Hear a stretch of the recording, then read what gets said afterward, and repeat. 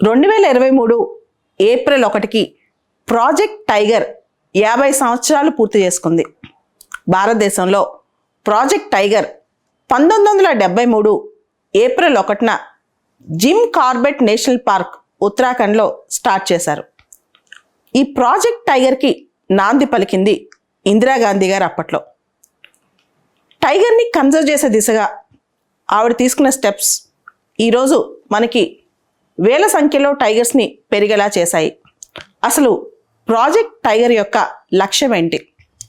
పులుల సంచారానికి కావలసినంత భూభాగం కేటాయించడం. మనకు తెలుసు టైగర్స్ అనేవి టెరిటోరియల్ ఎనిమల్స్, వాటికి చాలా భూభాగం కావాలి. వాటి ఫుడ్ కానీ ఫోరేజ్ కానీ సంచరించడానికి, పులుల సంచారానికి కావలసినంత భూభాగం కేటాయించడం మొదటి లక్ష్యం అన్నమాట. రెండోది వాటిని మానవులు వేటాడకుండా చర్యలు తీసుకోవటం. ఎందుకంటే టైగర్ అనేది చాలాసార్లు పోచింగ్కి గురవుతుంటుంది. మానవుల్ని కొన్ని సందర్భాల్లో అయితే మ్యాన్ ఎనిమల్ కాన్ఫ్లిక్ట్స్ కూడా ఎదురవుతుంటాయి. మానవులు పూర్తి స్థాయిలో పులుల్ని వేటాడకుండా చర్యలు తీసుకోవడం అంటే పోచింగ్కి గురి కాకుండా చూసుకోవటం. పులుల సంతతిని అభివృద్ధి చేసి దాన్ని పులులు భవిష్యత్తులో మనగలిగే పరిస్థితులు ఏర్పరచడం అన్నమాట. ఇవన్నీ కూడా ప్రాజెక్ట్ టైగర్లో ఉన్న లక్ష్యాలు. సో ప్రాజెక్ట్ టైగర్ స్టార్ట్ చేసినప్పుడు మనం 9 టైగర్ రిజర్వ్స్ని గుర్తించాం. అంటే ఎక్కువగా టైగర్స్ ఉండే ప్రాంతాలని, కొన్ని ప్రాంతాలని 9 ప్రాంతాలను గుర్తించి వాటిని టైగర్ రిజర్వ్స్గా నామకరణం చేసి దాదాపు మొత్తం కలిపితే అప్పట్లో 18,278 స్క్వేర్ కిలోమీటర్స్ అన్నమాట.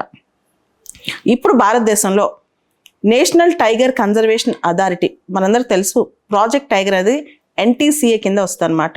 ఈ ప్రాజెక్ట్ టైగర్ ప్రోగ్రామ్ NTCA ఇదంతా ఈ ప్రాజెక్ట్ టైగర్ కంప్లీట్గా సెంట్రలీ స్పాన్సర్డ్ స్కీమ్. అంటే సెంటర్ ఏమో మెజారిటీ ఆఫ్ ద షేర్ ఉంటుంది, కొంత స్టేట్స్ కూడా సపోర్ట్ చేయాలన్నమాట. ఈ ప్రాజెక్ట్ టైగర్లో NTCA మొత్తం ఈ ఎపిసోడ్ మొత్తం మినిస్ట్రీ ఆఫ్ ఎన్విరాన్మెంట్ ఫారెస్ట్, ఇప్పుడు క్లైమేట్ చేంజ్ అని కూడా అంటున్నాం, MOEFCCC కిందకు వస్తుందన్నమాట. ఇప్పుడు ప్రస్తుతం NTCA వెబ్సైట్ ప్రకారం 53 టైగర్ రిజర్వ్స్ ఉన్నాయి ఇండియాలో. కొన్ని వెబ్సైట్స్ కొన్ని న్యూస్ పేపర్స్ ఏమో 54 అని రాస్తాయి. 54వ టైగర్ రిజర్వ్గా గురు ఘసిదాస్ టైగర్ రిజర్వ్, అదే ప్రాంతంలో Tamor Pingla wild life sanctuary ఉంది. సో దీన్ని 54వ టైగర్ రిజర్వ్గా గుర్తించారని చెప్తున్నారు. దీనికి సంబంధించి ఇంకా క్లారిఫికేషన్ రావాల్సి ఉంది. మొత్తం 53 ప్లస్ గురు ఘసిదాస్ అనుకోండి. మొత్తం ఇవన్నీ కూడా ఎక్కడెక్కడ ఇండియాలో టైగర్ రిజర్వ్స్ ఉన్నాయి చూసుకోవాలి. ఇది దాదాపు ఇప్పుడు భారతదేశంలో ఉన్న అన్ని టైగర్ రిజర్వ్స్ కలితే 75,000 స్క్వేర్ కిలోమీటర్స్ దీని ప్రాంతం. అంటే భారత భూభాగంలో 2.4% అని చెప్పుకోవచ్చు అనమాట. సో ప్రపంచవ్యాప్తంగా మనం చూస్తే కనుక టైగర్ రేంజ్ కంట్రీస్ అంటాం. India, Myanmar, south east Asian countries, అలానే చైనా, కొంతవరకు రష్యా. ఈ ప్రపంచవ్యాప్తంగా ఉన్న పులుల్లో 70% పుల్లు భారత్లోనే ఉన్నాయి. ముఖ్యంగా ప్రాజెక్ట్ టైగర్కి ముందు మన నేషనల్ ఎనిమల్ అనేది లయన్గా ఉండేది, సింహంగా ఉండేది. ప్రాజెక్ట్ టైగర్ స్టార్ట్ చేసేటప్పుడు తర్వాత వెంటనే మనని ఆ టైంలోనే ఆల్మోస్ట్ అదే టైంలో మనం రాయల్ బెంగాల్ టైగర్ని నేషనల్ ఎనిమల్గా గుర్తించాం అనమాట.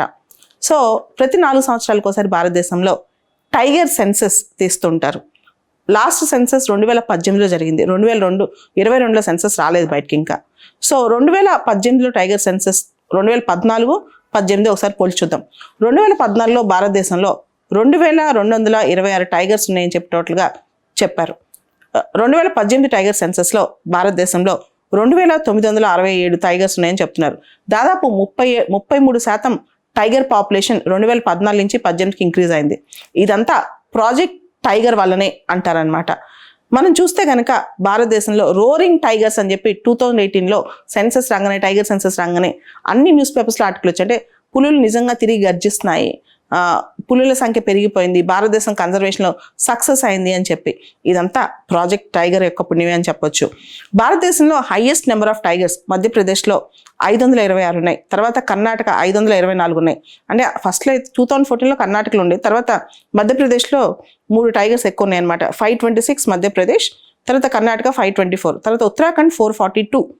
అయితే మనకున్న టైగర్ రిజర్వ్స్లో 3 టైగర్ రిజర్వ్స్లో టైగర్సే కనిపించట్లేదంట. అది బక్సా, వెస్ట్ బెంగాల్లోని బక్సా టైగర్ రిజర్వ్లో, జార్ఖండ్లోని పలమావు టైగర్ రిజర్వ్లో, తర్వాత మనకి మధ్యప్రదేశ్లోని దంపా, మిజోరాంలోని మిజోరాంలోని దంపా టైగర్ రిజర్వ్లో, ఈ మూడిట్లో అనమాట.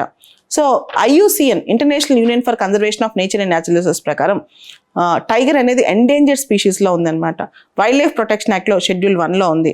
Sites convention on international trade on endangered స్పీషీస్లో అపెండిక్స్ 1లో ఉంది. Tiger flagship umbrella species, flagship అనొచ్చు, అంబ్రెల్లా స్పీషీస్ అనొచ్చు అనమాట. టైగర్కి సంబంధించి, టైగర్ కన్జర్వేషన్ సంబంధించి రష్యాలోని సెయింట్ పీటర్స్బర్గ్లో ఒక సమ్మిట్ జరిగింది. ఆ టైంలో ఒక డిక్లరేషన్ చేసుకున్నారనమాట. అందుకనే టైగర్ కన్జర్వేషన్ సంబంధించి సెయింట్ పీటర్స్బర్గ్ డిక్లరేషన్ కూడా ఉందని చెప్పొచ్చు. ఇంకొకటి, జనరల్గా కల్చరల్ మోడల్ ఆఫ్ కన్జర్వేషన్ అంటాం.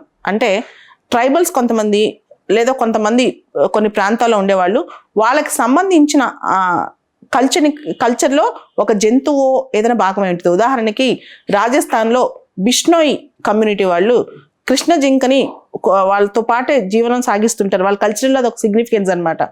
అలా చెట్లు కానీ, పుట్టలు కానీ, రకరకాల జంతువులు, పశువులు కానీ వాళ్ళతో పాటు ఉంటాయి. కల్చరల్ టైప్ ఆఫ్ కన్జర్వేషన్ అనమాట. అదేవిధంగా మనం చూస్తే ఇదుమిష్మి ట్రైబ్స్ అరుణాచల్ ప్రదేశ్లో వాళ్ళు, ఇదుమిష్మి ట్రైబ్ వాళ్ళు టైగర్స్ని వాళ్ళ ఎల్డర్ బ్రదర్స్, పెద్దన్నలాగా చూసుకుంటుంటారనమాట. సో ఇట్లాంటి కల్చరల్ కన్జర్వేషన్ మెథడ్స్ కూడా భారతదేశంలో, అంటే మిష్మి ట్రైబ్స్ అందుకు ఫేమస్, ఇట్లాంటివి కూడా ప్రమోట్ చేస్తున్నారు భారతదేశంలో. ఓవరాల్గా టైగర్ కన్జర్వేషన్ అనేది మనకి ఇప్పుడు చాలా ప్రముఖమైన ఇదైంది. దీని అన్నిటికీ ప్రధానమైన కారణం 50 సంవత్సరాల క్రితం మనం స్టార్ట్ చేసిన ప్రాజెక్ట్ టైగర్. ఇది వైల్డ్ లైఫ్ ప్రొటెక్షన్ యాక్ట్ కూడా మనం లింక్ చేసి చదువుకోవచ్చు అనమాట. ఇక్కడ మనం ప్రత్యేకంగా చెప్పుకోవాల్సిన వ్యక్తి మన మాజీ ప్రధాని ఇందిరాగాంధీ గారు.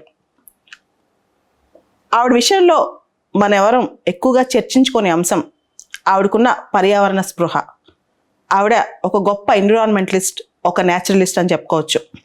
దీనికి సంబంధించి జయరాం రమేష్ గారు ఇందిరాగాంధీ ఏ లైఫ్ ఇన్ నేచర్ అన్న పుస్తకంలో చాలా బాగా ప్రస్తావించారు కూడా. ఆవిడకి ఎన్విరాన్మెంట్ అంటే చాలా ఇష్టం, ప్రశాంతత అంటే చాలా ఇష్టం అంట. ఆవిడ వాళ్ళ ఫ్రెండ్కి ఒకసారి ఉత్తరం రాస్తే ఒక మాట రాశారంట, నాకు అవకాశం వస్తే నేను ఎత్తైన పర్వతాల్లోకి వెళ్ళి ప్రశాంతంగా ఎన్విరాన్మెంట్ మధ్య గడపాలనుకుంటున్నాను అని చెప్పి. సో ఇటువంటి గొప్ప వ్యక్తి ఎన్విరాన్మెంట్కి చాలా కంట్రిబ్యూట్ చేశారు భారతదేశంలో అని చెప్పొచ్చు, ముఖ్యంగా టైగర్ కన్జర్వేషన్కి.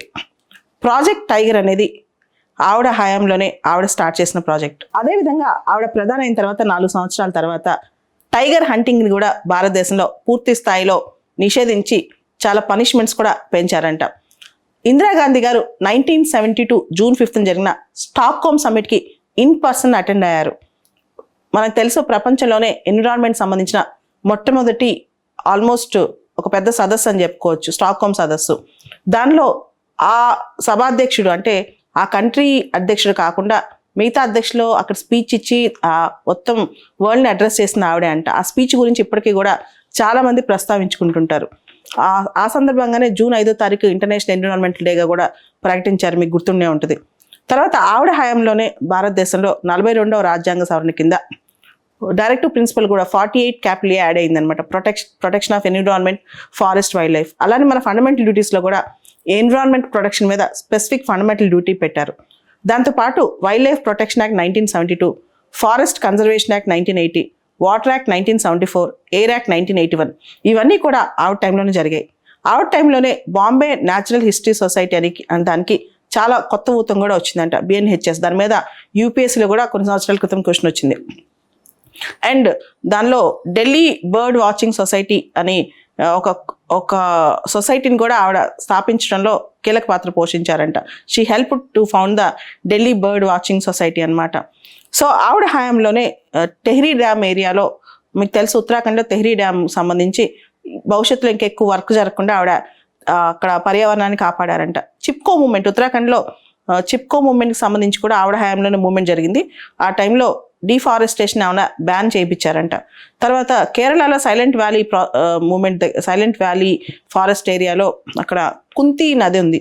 ఆ నది పైన హైడ్రో ఎలక్ట్రిక్ పవర్ ప్రాజెక్ట్ విషయంలో గొడవ అవుతుంటే హైడ్రో ఎలక్ట్రిక్ పవర్ ప్రాజెక్ట్ కట్టకుండా ఆవిడ ఆ ప్రాజెక్ట్ని ఆపేయించారంట. ఇట్లా అనేక అంశాల్లో ఆవిడ ఎన్విరాన్మెంట్కి సపోర్ట్ చేస్తూ, పర్యావరణ పరిరక్షణకి సపోర్ట్ చేస్తూ భారతదేశానికి, అంటే ఆ టైంలోనే ప్రపంచవ్యాప్తంగా మన దేశంలో కూడా ఎన్విరాన్మెంట్ గురించి, దానికి ఫారెస్ట్ గురించి కొత్త స్పృహ ఏర్పడింది అనమాట.